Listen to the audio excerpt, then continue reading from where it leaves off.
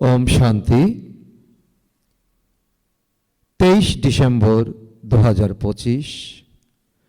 আজকে আমরা শুনছি বাবার অমূল্য মহাবাক্য, আজকের মুরলী।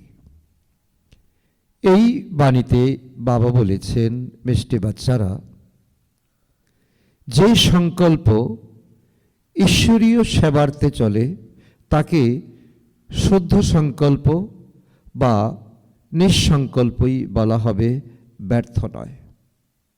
বা করছেন, বিকর্মর হাত থেকে রক্ষা পেতে কোন কর্তব্য কর্ম পালন করেও নিরাসক্ত থাকবে।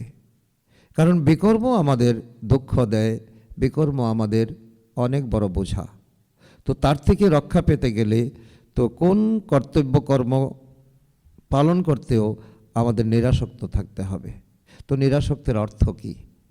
তো ওই বিষয়ে বাবা আমাদেরকে আজকে উত্তর দিচ্ছেন। উত্তর, আত্মীয় পরিজনদের সেবা করতে হলে করো, তবে অলৌকিক ঈশ্বরীয় দৃষ্টি রেখে করো।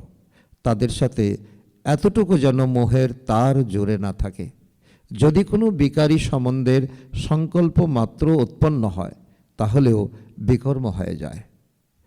তাই নিরাসক্ত হয়ে কর্তব্য কর্ম পালন করো, যত বেশি সম্ভব দেহি অভিমানী থাকার পুরুষার্থ করো। মিষ্টি মিষ্টি হারানিধি বাচ্চাদের প্রতি মাতা পিতা বাপদাদার স্মরণের স্নেহ সমন আর সুপ্রভাত। আত্মাদের পিতা তার আত্মারূপী বাচ্চাদের জানাচ্ছেন নমস্কার। আমরা আত্মারূপী সন্তানরা আমাদের মাতা পিতা বাপদাদাকে জানাই স্মরণের স্নেহ সমন, সুপ্রভাত ও নমস্কার। ধারণার জন্য মুখ্য সার 1 নম্বর, লুকিয়ে লুকিয়ে কোনো খারাপ কাজ করা উচিত নয়।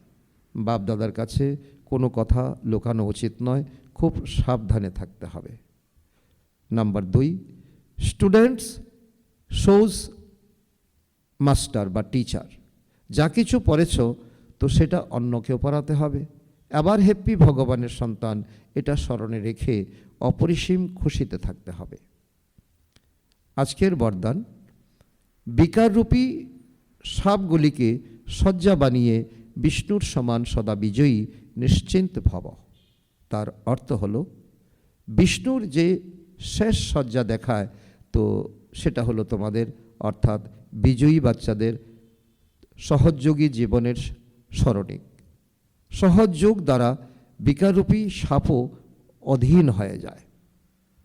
বিকারকে সাপের সঙ্গে তুলনা করা হয়েছে, কারণ সাপ যেমন দংশন করলে তার মধ্যে বিষ আছে, তো বিকারেরও দংশন কম নয়। যে বাচ্চারা বিকাররূপী সাপগুলির উপর বিজয় প্রাপ্ত করে, সাপগুলিকে আরাম করার শয্যা বানিয়ে দেয়, তারা সদা বিষ্ণুর সমান হর্ষিত আর নিশ্চিন্ত থাকে। তো সদা এই চিত্র নিজের সামনে দেখো যে বিকারগুলিকে অধীন করে অধিকারী হয়েছ। আত্মা সদা আরামের স্থিতিতে নিশ্চিন্তে আছে।